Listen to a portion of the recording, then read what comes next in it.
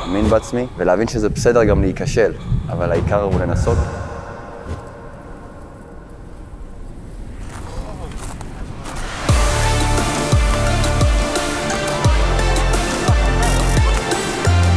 להצליח, לממש את הפוטנציאל. אני רואה את עצמי עובד בשירות המדינה. להגן על המדינה ולהיות קצין בצבא.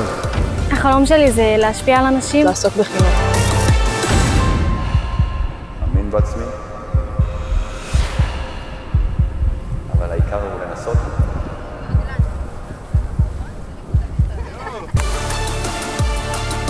בוגרי מרכז מעשה משנים את המציאות בישראל, מגשימים חלומות של מנהיגות וקידום החברה הישראלית.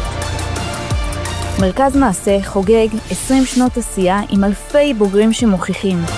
זה לא משנה מאיפה באת, זה משנה מה אתה עושה עם החלום שלך.